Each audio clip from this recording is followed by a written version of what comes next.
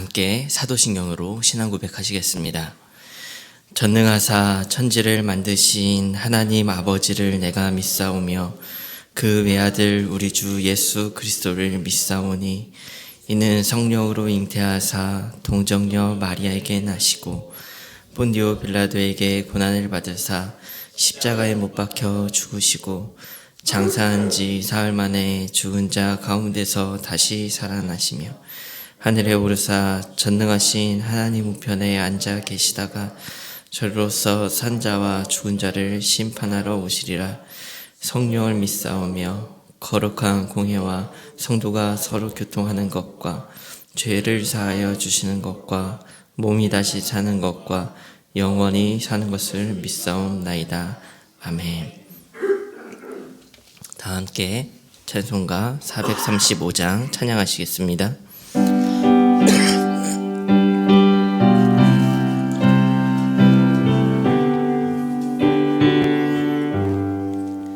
나의 영원하신 기여 생명보다 귀하다. 나의 갈 길 다가도록 나와 동행하소서. 주께로 가오니 주께로 가오니 나의 갈 길 다가도록 나와 동행하소서. 세상 복이 아니람과 모든 명예 버리고 험한 길을 가는 동안 나와 동행하소서. 주께로 가까이 주께로 가오니 나의 갈 길 다가도록 나와 동행하소서. 어두운 골짝 지나가며 험한 바다 건너서 천국 문에 이르도록 나와 동행하소서. 주께로 가까이 주께로 가오니 나의 갈 길 다가도록 나와 동행하소서. 오늘 우리가 나눌 하나님의 말씀은 디모데후서 4장 9절부터 18절까지의 말씀입니다. 디모데후서 4장 9절부터 18절까지 말씀입니다. 교독하여 읽고 마지막 절은 함께 읽도록 하겠습니다. 읽겠습니다. 너는 어서 속히 내게로 오라. 대만은 이 세상을 사랑하여 나를 버리고 데살로니가로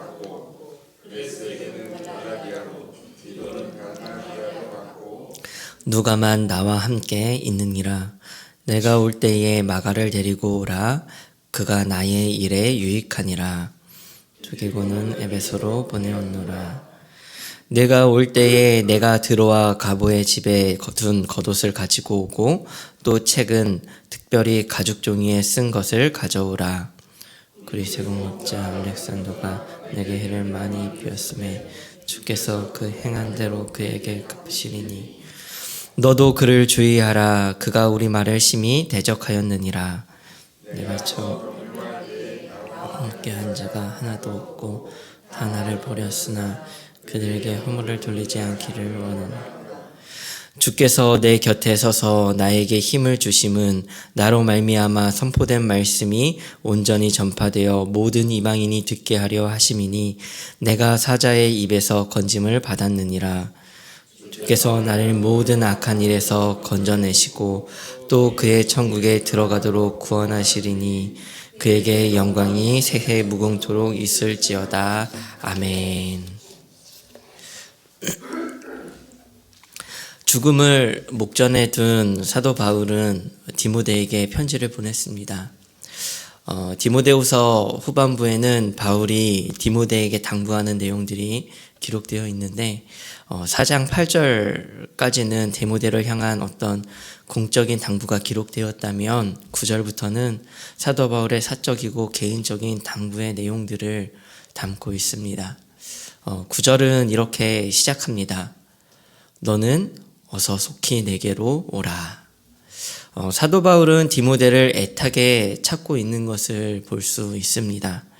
21절에서도 사도 바울은 디모데에게 너는 겨울 전에 어서 오라 라고 하는, 빨리 오라고 하는 말을 반복하는데 디모데를 애타게 기다리는 사도 바울의 마음이 드러나는 것입니다. 디모데를 찾는 사도 바울의 모습은 연약하고도 고독함을 느끼는 한 사람으로 우리에게 다가오는 것을 느낄 수 있습니다.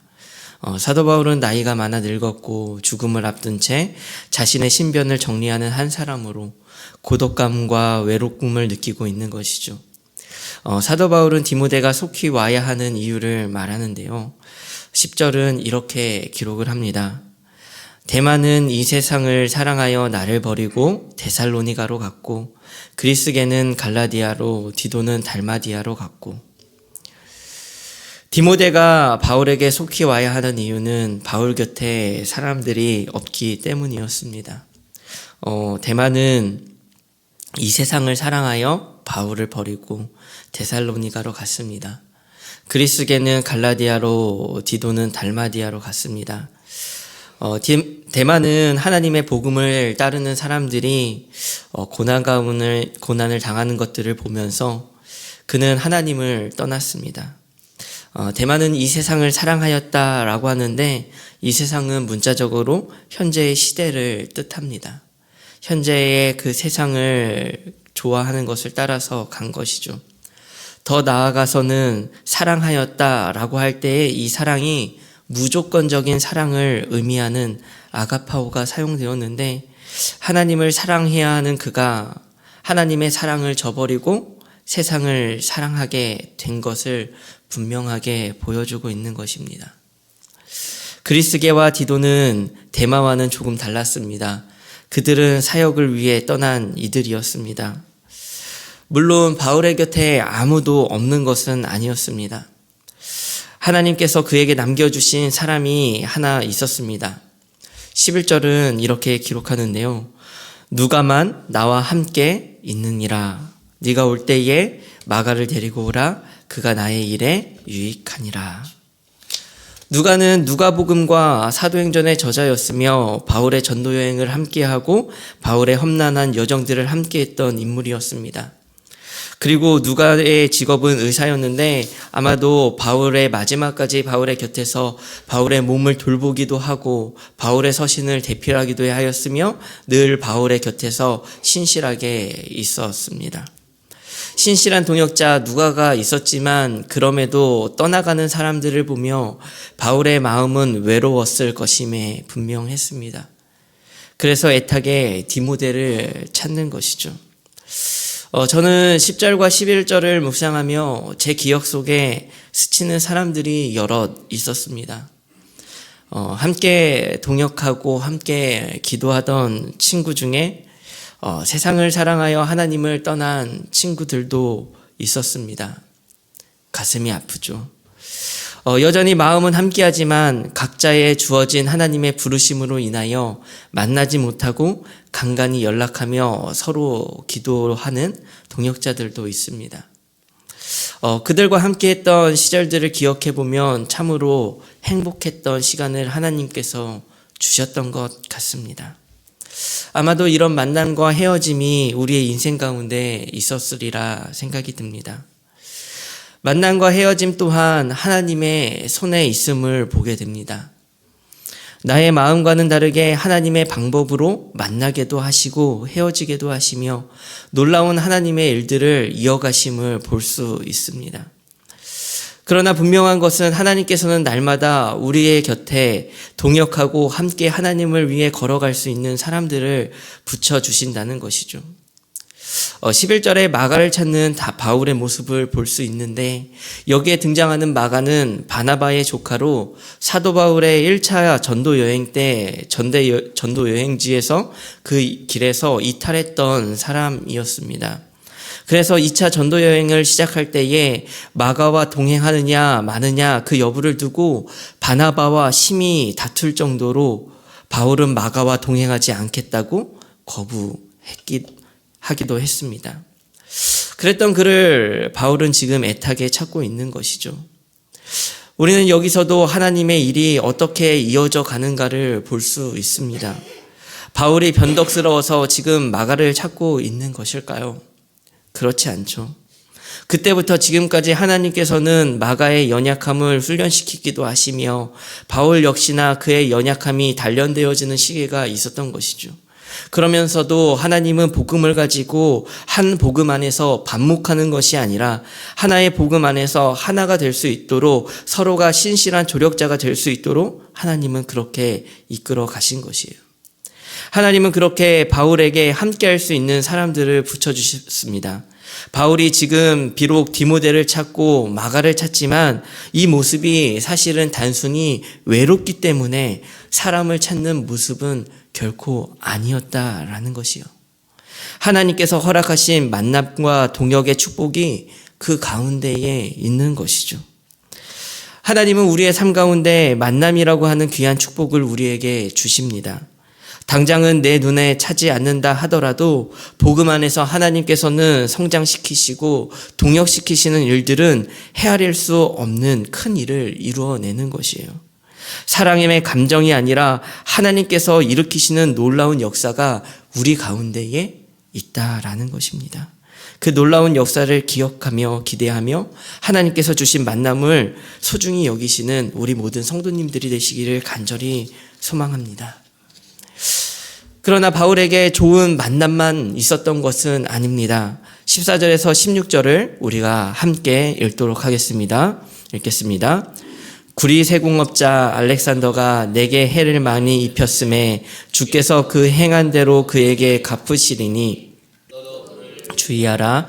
그가 우리 말을 심히 대적하였느니라.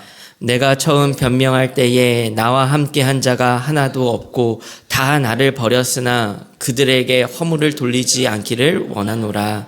아멘. 여기서 바울을 외면한 두 부류의 사람이 등장합니다.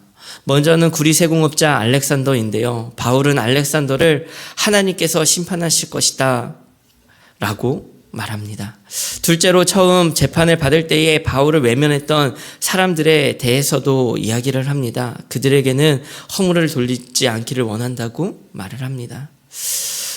여기서 알렉산더를 향해서는 하나님께서 그의 행위대로 갚아달라고 심판해달라고 하고, 자신을 외면했던 사람들은 허물을 돌리지 말아달라고 하는 것은 바울의 개인적인 감정이 이 역시나 아니었습니다.